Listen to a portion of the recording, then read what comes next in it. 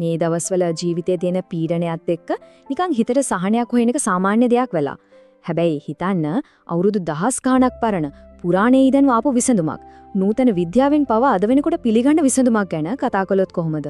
අන්න ඒ වගේ දෙයක් ගැන තමයි අද අපි කතා කරන්න යන්නේ. හොඳයි. එහෙනම් අපි මේ කතාවට ටිකක් ගැඹුරට යමු. මේ අශ්වගන්ධ කියන්නේ නිකම්ම මාකට් එකේ තියෙන සප්ලිමන්ට් එකක් වගේ දෙයක් නෙමෙයි. ආයුර්වේදයේදී මේකට විශේෂ නමක් තියෙනවා. රසායන ඖෂධයක්. මොකද මේ රසායන කියන්නේ?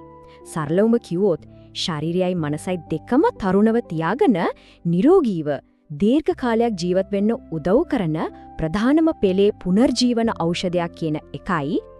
මේකට අශ්වගන්ධ කියලා කියන නමේ තේරුමත් හරිම අපූර්වයි. බලන්නකෝ සංස්කෘත භාෂාවෙන් අශ්ව කියන්නේ අශ්වයාට, ගන්ධ කියන්නේ සුවඳට. ඉතින් මේකේ අලුත් මුල් වලින් හරියට අශ්වයෙක්ගේ වගේ සුවඳක් එනවා කියලායි කියන්නේ. ඒ විතරක් නෙලේ අශ්වයෙක්ගේ වගේ ජවයක්, ශක්තියක් මේකෙන් ලැබෙනවා කියන සාම්ප්‍රදායික විශ්වාසයකුත් තියෙනවා. අන්න ඒ කාරණා දෙකම එකතු වෙලා තමයි මේ නම හැදිලා තියෙන්නේ. හරි. ඉතින් මේ තමයි පුරාණයේ ඉඳන් එන ආතතියට විසඳුම. අපි බලමු මේක ඇත්තටම වැඩ කරන්නේ කොහොමද කියලා. හැබැයි ඉතින් මෙතන තියෙන ලොකුම ප්‍රශ්නය තමයි මේ වගේ පුරාණ ඖෂධයක් අද තියෙන විද්‍යාත්මක පරීක්ෂණ ඉස්සරහා කොහොමද ඔරොත්තු දෙන්නේ? ඒක නිකම්ම විශ්වාසයක් විතරද? නැත්නම් ඇත්තටම විද්‍යාත්මක පදනමක් තියනවද? අන්න ඒකට තමයි අපි දැන් හොයලා බලන්න යන්නේ.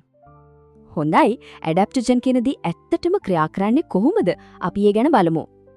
හරි. මේ ඇඩැප්ටොජන් කියන වචනේ සමහර විට අලුත් වෙන්න පුරුවන්.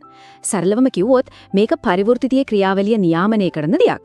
ඒ කියන්නේ අපේ වටේ පරිසරයෙන් එන පීඩනවලට, ඒ කියන්නේ ස්ට්‍රෙස් ෆැක්ටර්ස් වලට අනුවර්තනය වෙන්න ඇඩැප්ට් වෙන්න ශරීරයට උදව් කරනවා. වැදගත්ම දේ තමයි ඒ පීඩන වලින් අපේ ශරීරයට වෙන හානිය වළක්වන එක.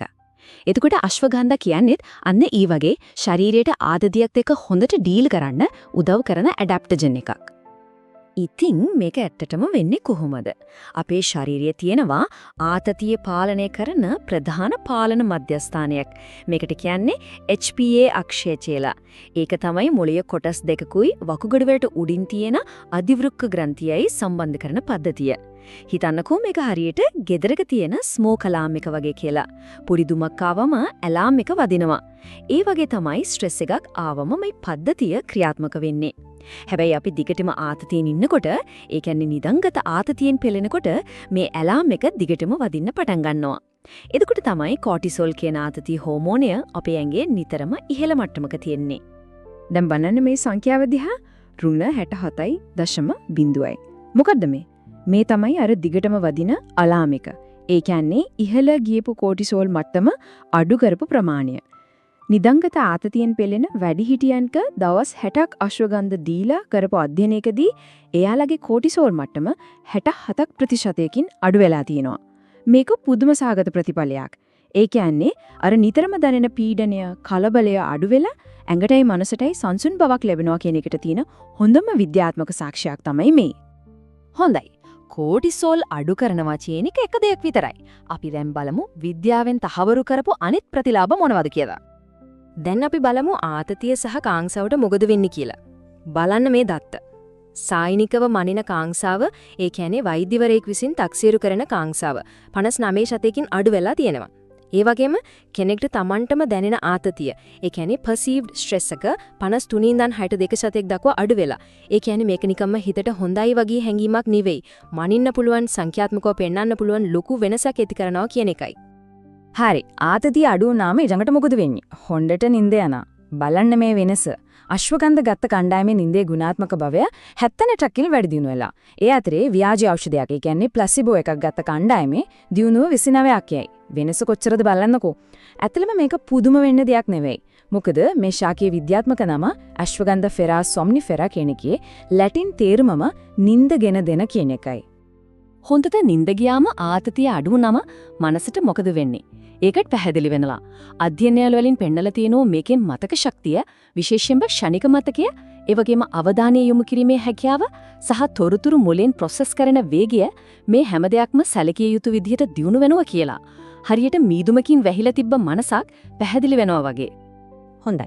ඔන්න ඔහොමයි මනසට බලපාන්නේ. දැන් අපි බලමු ශරීරයට, ඒ කියන්නේ කාර්ය සාධනියට සහ ජීව ශක්තියට මේකෙන් ලැබෙන ප්‍රතිලාභ මොනවද කියලා. පිරිමි සරුභාවය සම්බන්ධයෙන් ගත්තොත් මෙතන තියෙන ප්‍රතිඵල ඇත්තටම පුදුම හිතෙන සුළුයි. දවස් 90ක අධ්‍යයනයකින් පස්සේ ශුක්‍රාණු ඝනත්වය 167ක් සතංශකින් ඉහළ ගිහින්.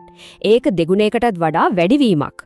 ඒ විතරක් නෙවෙයි ශුක්‍ර තරල පරිමාව 53ක් සතංශකින් සහ ශුක්‍රාණුවල චලිතය ඒ කියන්නේ මොටිලිටි එක 57ක් සතංශකින් වැඩි වෙලා තියෙනවා.